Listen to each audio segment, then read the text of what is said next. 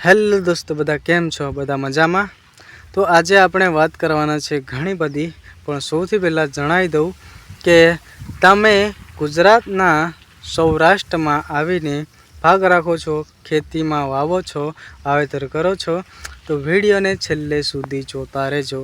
ખૂબ વિડીયો કામનો છે, કારણ કે અત્યારે તમે જોયું હશે કે આ સાલ કપાસમાં હોય કે મગફળીમાં હોય કે જે કંઈ અન્ય પાક છે એ પાકમાં વરસાદના કારણે ખૂબ સારું નુકસાન થયું છે અને પછી ખેડૂતોને વળતર મળે છે. પછી એક મજૂર હોય છે, બાગ રાખેલ હોય છે, એને વળતર નથી મળતું અને એના માટે કદમસિંહ ઘણા અવાજ પણ ઉઠાવે છે કે આ ખેડૂતોને તો વળતર મળી જાય છે, પણ જે ખેતીમાં રાત દિવસ કામ કરે છે એને વળતર મળવું જોઈએ એવી વાત કરે છે કલેક્ટર કચેરીમાં. છતાંય એક મજૂર હોય છે, એક ભાગ રાખેલ હોય છે, એને વળતર નથી મળતું. આટલી બધી એકતા દેખાડી છતાંય વળતર નથી મળતું. તમે જોયું હશે કે કદમસિંહ ઘણાવા ગામડે ગામડે જાય છે, સંગઠન કરે છે, મીટિંગ કરે છે, આંદોલન કરે છે, છતાંય વળતર નથી મળતું.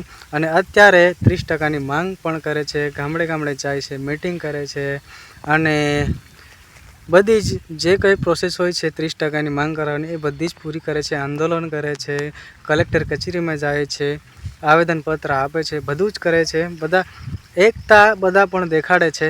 તો આમાં નોટિસ કરેલ છે તમે બધાએ કે આપણા ઉપર જ્યારે વીતે છે, જેમ કે આપણે આદિવાસી સમાજના છે, ભલે કદમસિંહ ઘણાવા એમપીના છે, આપણે મધ્યપ્રદેશના, ગુજરાતના છે, બધા આપણે એક સમાજના છે. તો આપણા નેતા આપણા પણ અત્યારે વીતે છે, જેમ કે પાકને ખૂબ સારું નુકસાન થયું, વળતર માટે હોય કે પછી 30%ની માંગ માટે કે કોઈ મા બહેનની હોય કે એ બધી વાતો હોય, આવા બધા મુદ્દા પર અત્યારે ખૂબ સારું ચાલી રહ્યું છે. કદમસિંહ ઘણાવા એની વાતો પણ કરે છે, એના માટે સંગઠન કરે છે, અત્યારે બધા ભેગા મળીને કરે છે.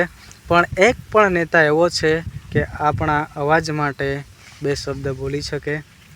અત્યાર સુધી હું જોયો નથી કે આપણો નેતા આપણે વોટિંગ કરેલ છે, આ જે અંગૂઠા છે ને અંગૂઠાથી આપણે વોટિંગ કરેલ છે, નેતા સરપંચ હોય કે પછી ગમે તે નેતા હોય, ધારાસભ્ય હોય કે ગમે તે હોય, એ નેતા આપણા માટે એક શબ્દ પણ નથી બોલતા જ્યારે આપણા પર વીતે છે. તો અત્યારે ચૂંટણી આવી રહી છે, તો ધ્યાનથી વોટિંગ કરજો કે આપણા માટે કોણ કામ આવશે. કેમ કે આટલી બધી આપણા પર વીતે છે, સૌરાષ્ટ્રમાં આવીને વળતર માટે માંગ કરીએ છીએ, એકતા દેખાડી, એટલી બધી એકતા દેખાડીએ છીએ, છતાંય આપણા માટે નેતા એક શબ્દ નથી બોલી શકતો. તો વોટિંગ કરતી વખતે ધ્યાનથી કરજો, કેમ કે આવા નેતા આપણને જરાય કામ નથી આવવાના. ખાલી જે સહી સિક્કા કરવાના હોય છે ને, ખાલી એના માટે પણ આપણને ધક્કા ખવડાવતા હોય છે. એટલે ધ્યાનથી જોઈ સમજીને વોટિંગ કરવાનું. બીજું તો શું, જે અંગૂઠા છાપ હોય ને એ લોકોને તો બિલકુલ બી નથી કરવાનું, કારણ કે એ લોકોની આટલી પણ ખબર ના પડતી હોય, છતાંય નેતા બની જાય છે. પછી જે કામ કરવાનું હોય છે એ કામ નથી કરતા, એને પોતાનો વિકાસ કરે છે અને જે આપણા જેવાનો વિકાસ નથી કરતા. અને એટલે જ આપણને સૌરાષ્ટ્રમાં આવવું પડે છે. અને બીજી ઘણી બધી વાતો છે, તો બસ આટલી જ વાતો કરવાના છે, વધારે નથી કરવી. તો બસ મારે આટલું જ કહેવું હતું કે કદમસિંહ ઘણાવા નથી નેતા કે નથી સરપંચ, કોઈ જ નથી, આપણા જેવો મજૂર છે. તો આપણે જાતે જ અવાજ, જે કાંઈ બી કરવું હોય તો આપણે જાતે અવાજ કરવી પડે છે. તો આવા નેતાઓને વોટિંગ કરવાનું, મને લાગે છે ત્યાં સુધી તો મને જ નથી થતું કે વોટિંગ કરવું, કેમ કે આપણા પર જ્યારે વીતે છે ત્યારે એક બે શબ્દ તો બોલવા જોઈએ.